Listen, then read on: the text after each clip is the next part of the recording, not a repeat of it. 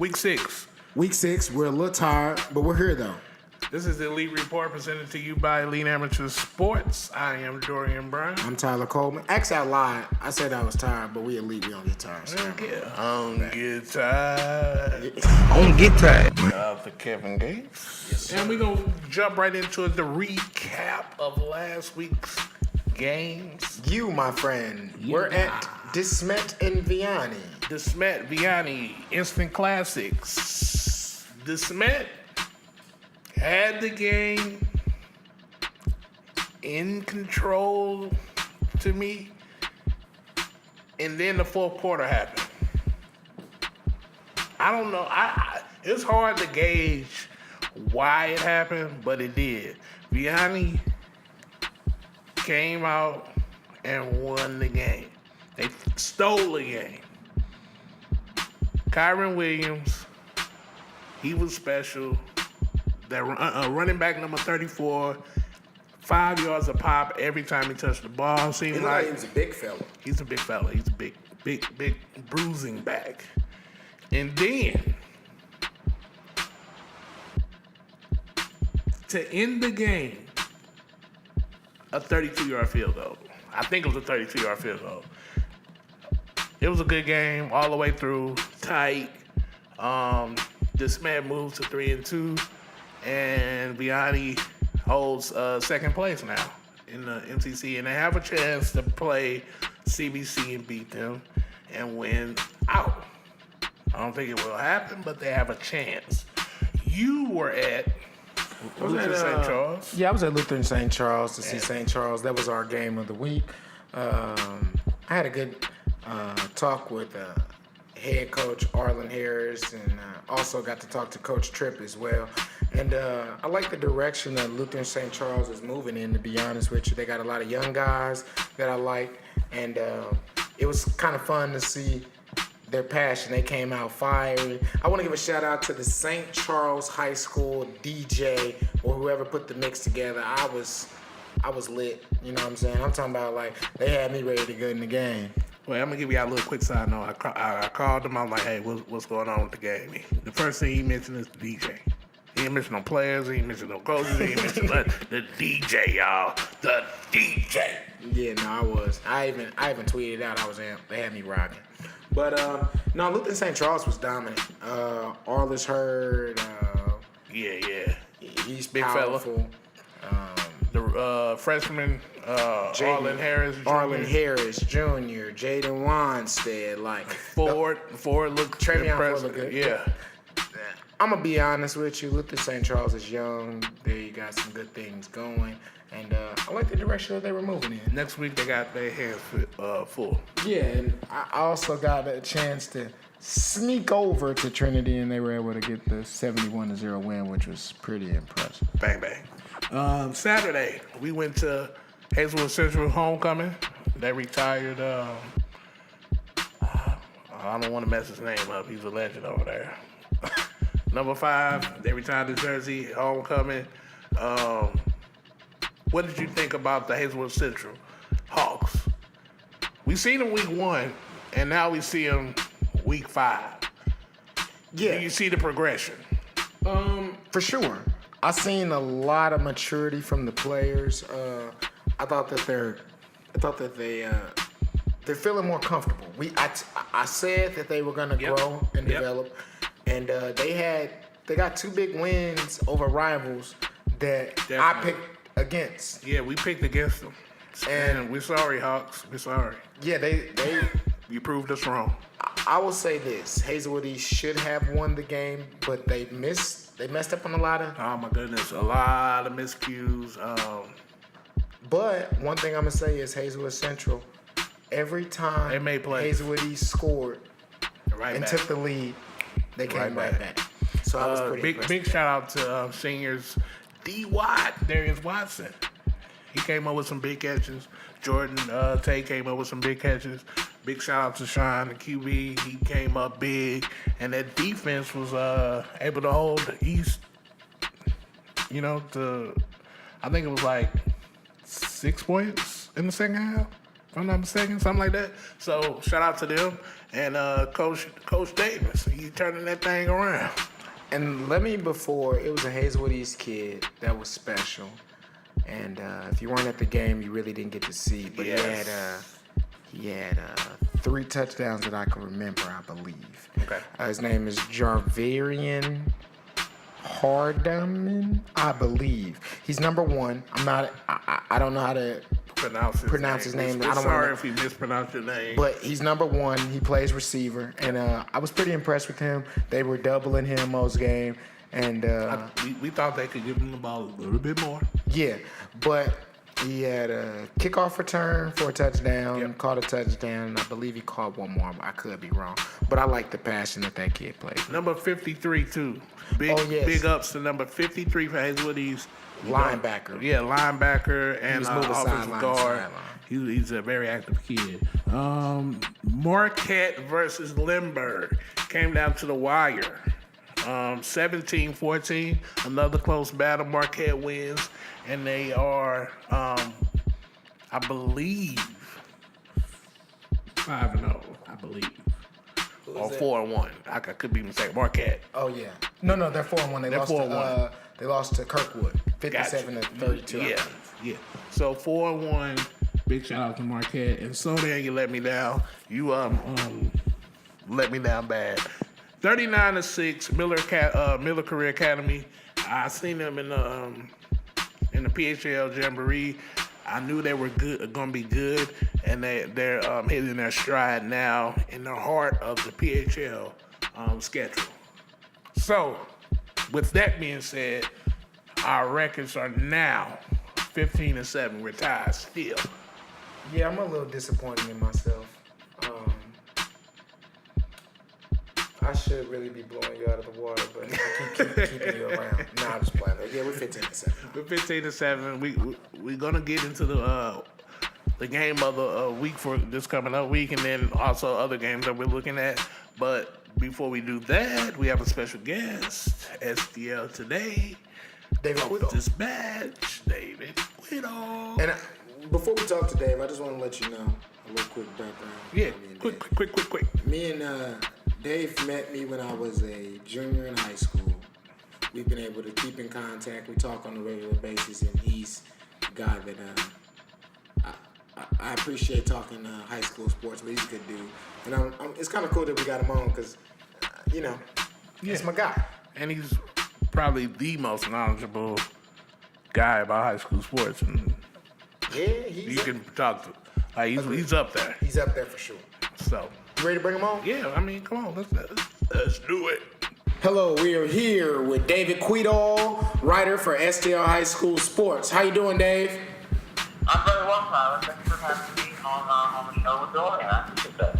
Oh, no, we appreciate you coming on. We, you've been my guy for a long time, so to finally be able to talk to you, because a lot of people don't get to hear your voice, so I think they're going to be interested in hearing this today. Well, I think you overestimate how interested people are in me, but I appreciate it nonetheless. All right, this is kind of the first question I wanted to get into, because I think a lot of people are curious. So how does STL High School Sports rank their top 10 usually?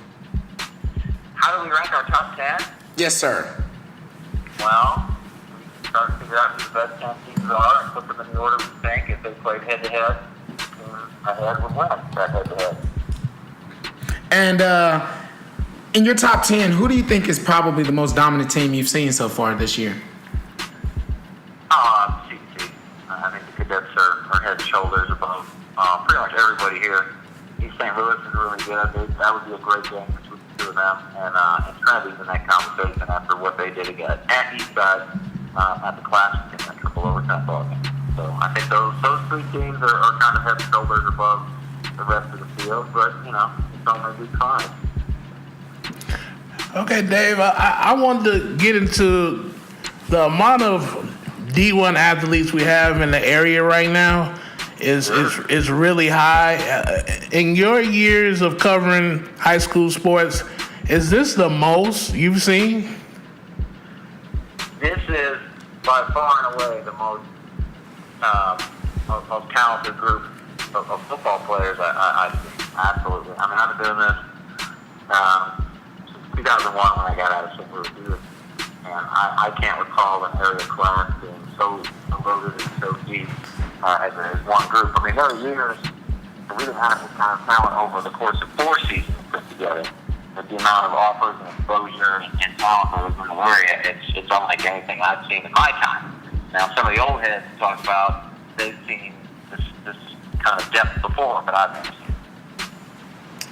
And I got a chance to see a little bit of your top 30. And how do you usually rank the top 30? Because I think a lot of people are curious about that. I think your top 30 was pretty spot on this year, to be honest with you. Which me and you always talk about the top 30, but I think it was good. But how do you guys go about ranking the top 30? Well, we're just trying to put together the prospect list for colleges, and we're going to, assume that most college coaches, when they make offers, see the talent in those individuals. So, with an athlete gets lots of offers, and from lots of high-profile programs, we tend to give them the nod over someone with fewer offers, who might have better statistics, but isn't necessarily the same prospect at the collegiate level, hence doesn't have as many Division I offers from as many Power 5 programs. That was a tough list to crack this year. Number 30 is a long snapper who's going to Minnesota. There are a lot of the years someone with a Minnesota offer would have broken the top 20. This season's not one of them. It's a really deep class. There's a lot of guys who were very injured in a lot of other years to make that list and couldn't quite break through just because of the sheer depth and talent in this group. Yeah, can we elaborate a little bit on the long snapper? I read the article you guys wrote. For those who may have not read it, could you elaborate a little bit on that, the prospect? Sure. Hold on, let me call it up right quick. Okay. He goes to Fort Zoom out west, and I can't. Hold on. My brain is fried today. Oh, no problem. 'Cause when I read it, I thought it was really, really interesting. 3 weeks. That's it. I'm sorry. Go ahead. I thought it was really interesting because I looked at the landscape of college football. Everyone needs a long snapper and everyone needs a kicker, but you rarely find people who specialize in those positions at a high school level. So I thought it was interesting. No, I mean, that's a talent that there aren't a whole lot of opportunities. There aren't a whole lot of guys who look at that and say, that's an opportunity I want to pursue. Let's put it that way. Because Brady Weeks is a young man's name. He was number 30 in this year's list, Dumont West. And he was rated the fastest snapper in the country, the most accurate at Cole's kicking camps. And just, for him to get a Division I offer as a snapper and the opportunity to play in an All-American game, I mean, those are skills on the special teams. When we talk about special teams win or lose games, I mean, I was at John Burroughs yesterday, and then the regular snap went over the quarterback's head. It was a 17-yard loss, and instead of being on the 18-yard line, John Burroughs was operating on second and long at his own 1. I mean, having those kinds of guys do those kinds of skills at an elite level, and that's something that we don't see a lot of, and every team, like you said, needs somebody to do that consistently because it does win and lose ball games. All right, Dave, I've been meaning to talk to you about this, and I think this is the perfect time to get into it. Let's talk a little bit of Class 2 football, and what do you think we can look forward to with who do you think could possibly be the state contender or playing the state game for Class 2? Well, I really like what Coach Reed at Lutheran North has. His first 3 games were by far and away the toughest game. His first 3 games to go up against anybody in the area in the state as far as toughest first 3 games. They stacked up with Class 1 through 6, or even going into 8A in Illinois. Playing in Nazareth Academy on the road, playing Homewood's Lost more neutral side the first 2 weeks. Those teams are both number 2 in the 7A and 8A Illinois state rankings respectively. And then to travel to Cincinnati to take on a really good LaSalle team to lose by 1. I mean, that is a kind of schedule that you just don't see it at the Class 2 level. Sometimes not even at the Class 6 level, to be quite honest. So I hope we get to see the Lutheran North Lamar rematch. I haven't studied the bracket to the point where I can figure out where that game would be. I hope it would be in the championship, and Lamar can continue its it's nation best streak of more than 50 wins now. I mean, those guys are the gold standard of Missouri football at the moment. Longest dynasty run in ever in state history. You know, nationwide record or nationwide leader right now for most consecutive wins. Wow. But Blair Oaks moved into Class 2 this year, and Blair Oaks is traditionally really good. I mean, Berkeley had a really good game at Blair Oaks 2 years ago and beat them at home. I think it was the first time in 30-some-odd games Blair Oaks lost at home. And those McClure South Berkeley Bulldogs did it. Last year they came up to Berkeley and knocked the Bulldogs out in the quarterfinal, and then went on to lose in the semis. But Blair Oaks is a traditionally really strong program, and I think if Luther North and Blair Oaks met up in the semifinal or a quarterfinal along the way, that would be a really fun ball game to keep our eyes on. I'm not real familiar with a whole lot outside of Lamar into the other corners of the state in Class 2. I have enough trying to balance St. Charles, Jefferson County, St. Louis County, and the 618 football group to worry about what's really popping in KC or the other corners of Missouri. Definitely.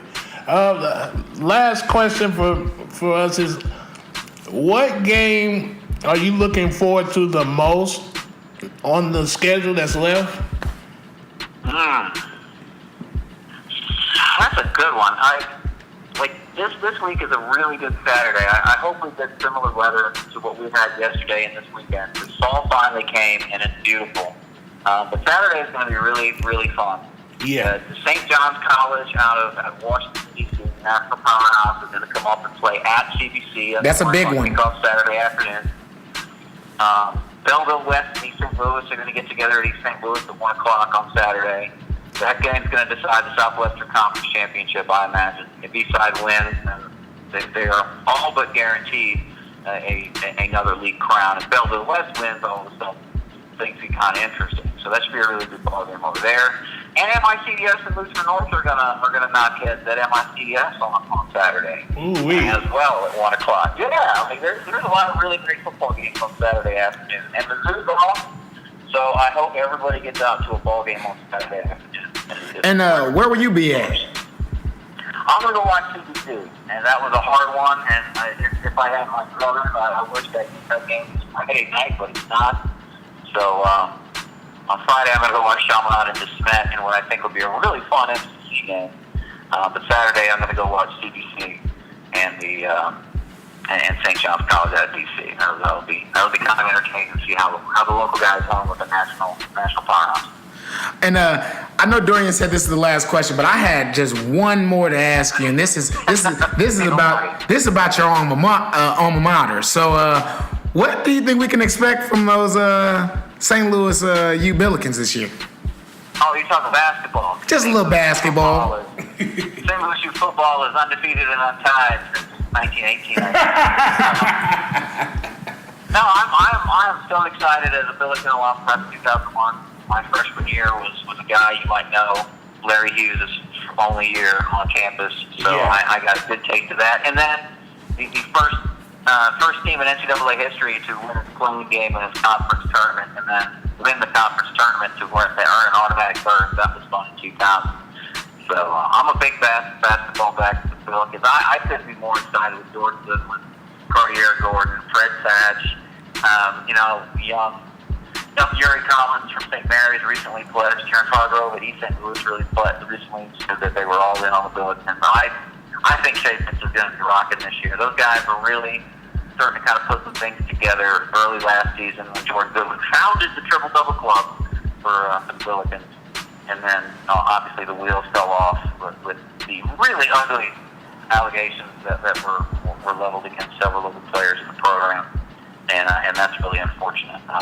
But I am looking forward to seeing what the guys can do on the court. Coach Travis Ford has really recruited in-state. He's really recruited local. And it's really exciting to see what they can do for the first time in a long time.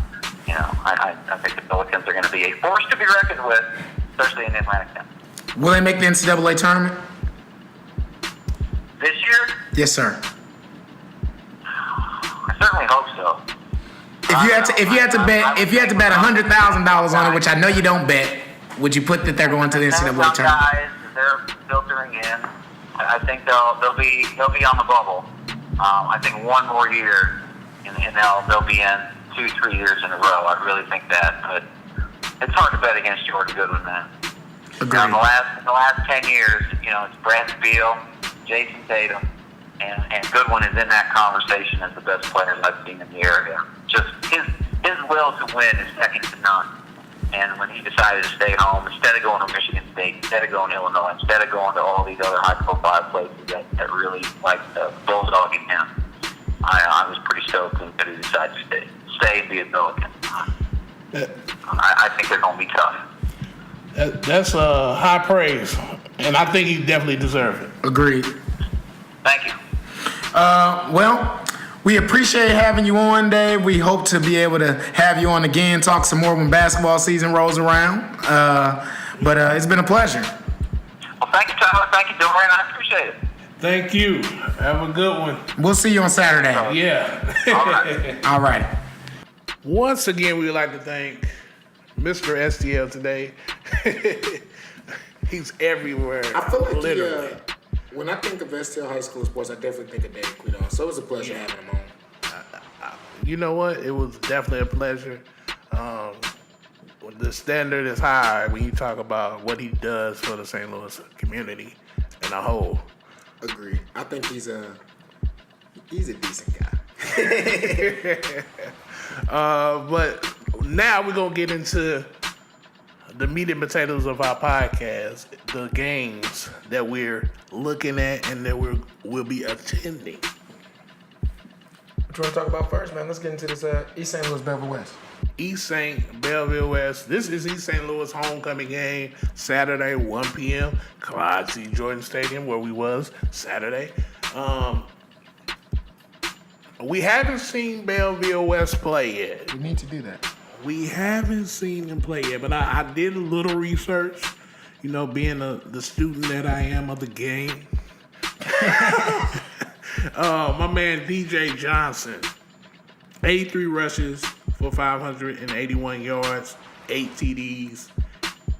And then Jason McCloskey, 50 of 73, which is pretty impressive. And we got a powerful matchup. The reason I'm gonna say that is because Belleville West coming in at 5-0. 5-0. East St. Louis coming in at 4-1. Only loss came to Detroit King, first game of the season. And this will most likely be for the championship, the conference championship, Southwestern Conference Championship. Agreed. Which is probably the toughest conference in the whole area. Belleville West, I believe Edwardsville's in there. Edwardsville, Alton, so Powerful. lot of big hitters. Who you picking? East St. That's who you going with? Belleville West. I don't know. Who you going with? I'll let you start first. Actually, I'll start first because I don't want you to say I got the same pick as you. Let me go East St. Louis. East St. I felt the energy yesterday when we were at the JFL football game, so I'm going to go with East St. Louis. It's hard to go against East St., man. With that defense is so solid. I think Tyler's starting to get comfortable at the lead position. I think he's starting to feel himself. I think I'm gonna go with the East Side boys too. Okay. I really don't want to because you already picked them, but my record's on the line. Last week I already did something crazy. I picked Sodan over Miller Career, and I'm not doing that this week. I'm going with who I know gonna win. Okay. And that's East St. All right. So let's talk about this. We both going East Side. We both going East Side. All right. Let's talk about some Luther North MICDS. This is a good one. This is a good one again. Saturday. Real quick before you talk about this, I just want to make sure we get it.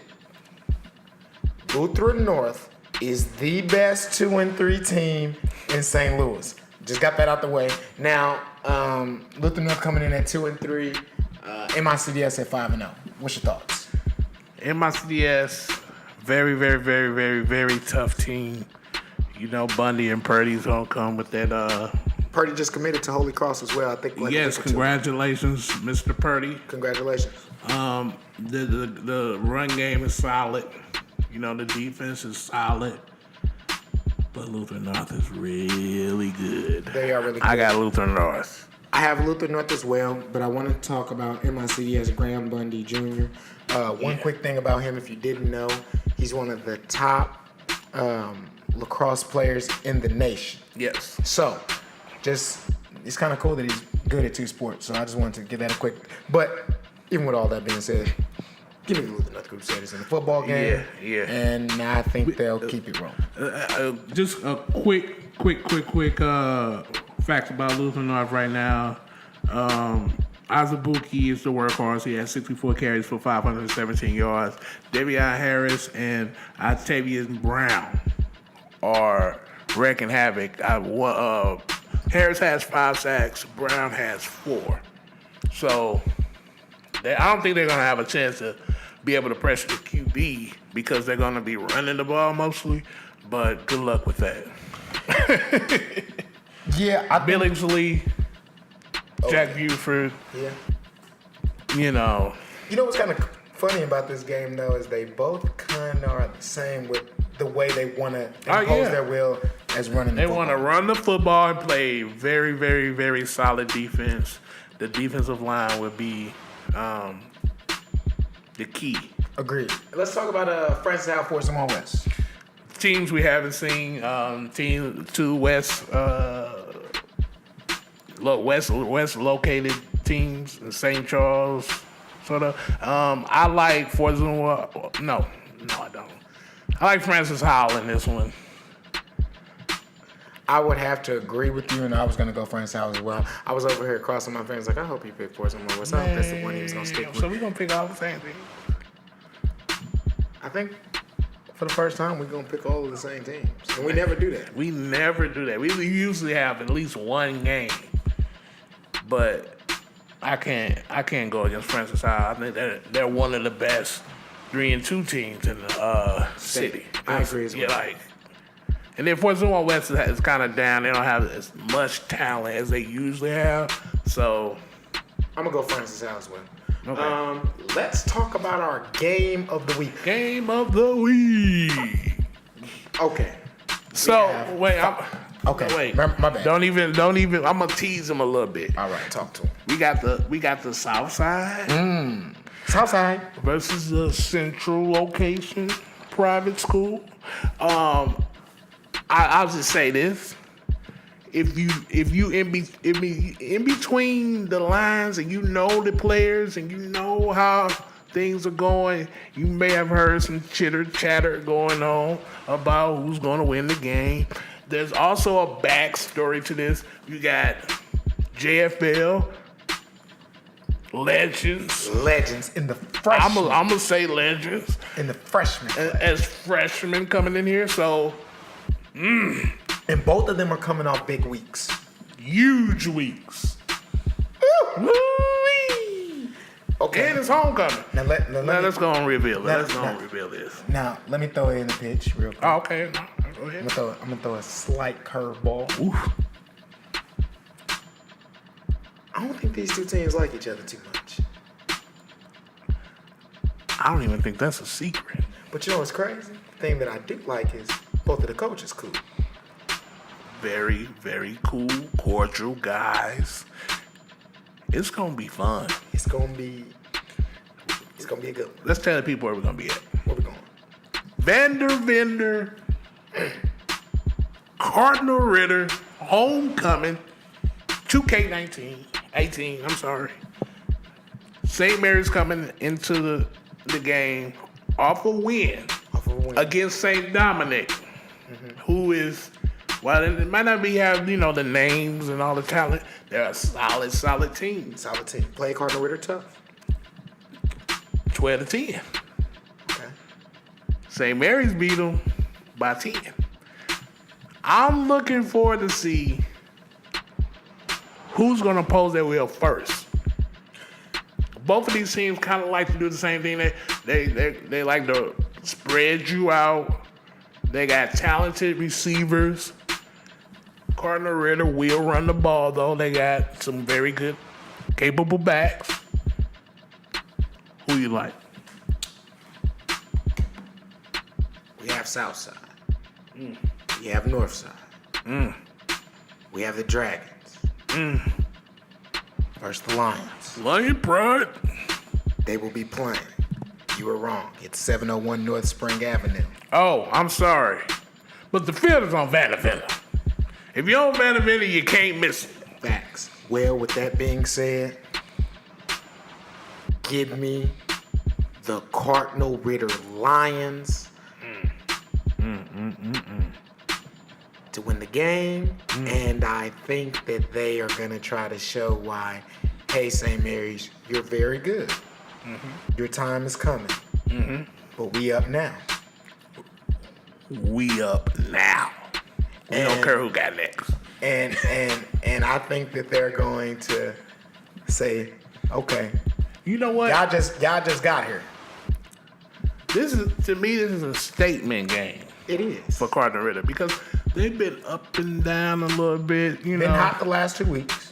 very hot. I'm looking forward to see if they can keep this going. Okay. They need some momentum going in the playoffs. When you're a team that doesn't have the pedigree of going deep into playoffs, you need momentum. You need things that goes right so you can get that extra bounce in your step. You know what I'm saying? Like I'm looking forward to seeing Jameson going out there and like, hey, I'm a 4-star athlete for a reason. You say Jameson, which we all know about him. I say I think the guy that I'm looking forward to seeing is Mekhi Higgins. Definitely. And Cam Coleman. Yes. He gotta come with it too. I think that Mekhi Higgins, I'm really digging his He's starting to catch fire. and And Luther, if Luther ingratiates himself into the offense like I know how he can, like last week he took a step forward. He took a step forward. I'm telling you right now, y'all haven't even seen The best of Luka. it ain't even close to the best of Luka. Not even scratched the surface. No. So I'm telling you right now, if he gets hot and he starts to be looked at as a target, it's Now, I'm gonna asking be this trouble. If Kevin Coleman can make big time plays that he's made all season long, Yep. he can keep Cardinal Ritter in the game. Now let me ask you. St. Mary's. St. Mary's. Yeah. Sorry, St. Mary's in the game. Now my question is to you: who wins the freshman matchup? I think Kevin Coleman or Luther Burton? I think there's no question, Kevin. Just because of the amount of targets he gets, But do you think that Cardinal Ritter's going to allow him to have a field day though? I'm sure Corey has a plan for that. I'm sure Cardinal Ritter has a plan for that plan. But that young man is impressive. He is what he is. He's a dog. He is. And he's going to get his. He is. So I feel like Coach Bethany will put a game plan together that he might not have to go out for receptions. He might be able to be in the backfield, do some jet sweeps, maybe be a quarterback, do the wildcat, different things and put him in different places so you can't key in on him all the time. Agreed. So I picked Cardinal Ritter. Who you picking? I'm going to go Cardinal Ritter as well. Sorry, St. Mary's. I like St. Mary's. Hey, I will say this though. St. Mary's is a young and up and coming team. Yep. I think that they're coming. I think that Cardinal Ritter with their senior-led team, I think that they'll be able to get the push. I like that defense just a little bit better than St. Mary's. Now I heard something that you had a tip of the day for us. What might that be? The tip of the day. You know what? I'm gonna go into the bag of tricks. There's only 99 days left in 2018. Right. Oh, that's it. 99 days. My question is who will make their mark? You know what I heard today on the court? I was at Cardinal Ritter and I was filming and I heard some people talking and I said, don't be afraid to be great. What does that mean? I'm going to tell you what that means. Being great means sacrificing things that you want to do. I'm telling you right now, every weekend, me and Tyler and our producer, We're out here in these streets. We could be in a club partying. We could be. My man Tyler goes to school. He coaches. I got a 9 to 5. Most people don't know this. We create all this content on our off time. Don't be afraid to be great. Don't take a play off, because we're watching you. The camera's watching you. And more importantly, coaches are watching you. I mean, last week, we had Clint on, and he said it. If you're lazy in high school, you're going to be lazy in college. Don't be afraid to be great. Tyler, look like you got something to say, something on your mind. I'm going to say this to all the young fellas out there. No one can hold you back but you. No one. That means in the classroom, outside of the classroom, on the field. Nobody can hold you back but you. That's an excellent point, man. So my only thing is I just want the whole St. Louis community to understand another thing that I feel like we don't do enough. Man, let's hold everyone to the same standard that you got to be excellent in the classroom and on that field. And as a person. Because it's so much bigger than the sports. The sports are just a part of who you are. I'm going to tell you right now, once you get my age, I ain't going to tell you how old I am, but I'm over 30. 57. I'm over 30. I'm going to tell you right now, your body fails you. Things that you used to do, you can't do. I remember it was a day when I used to kick it. Go out, be out 4 o'clock in the morning, drinking and all the crazy nonsense, and then wake up and go to work the next morning. I can't do it no more. Your body will fail you at some point, at some time. Don't think about sports as the end all be all. Think of it as a vessel to get you to another point and destination in your life. And that's the tip of the day for me. And I got one last thing I want to say, and then I'm done, man. I love St. Louis. Like, y'all don't understand. I love St. Louis. The only thing that frustrates me about St. Louis is I don't know how much we love ourselves. Personally, you know? That's a whole nother tip of the day. But when you go into your week 6 of football, I challenge you guys, man. Go be great. Be great. You might not get that play back. Every play. Ain't no might to it, my friend. But you won't. You won't get it back. You won't. You can't, ain't no rewind button. So we don't want to preach to you. We just trying to teach you something. I love y'all, man. We love you.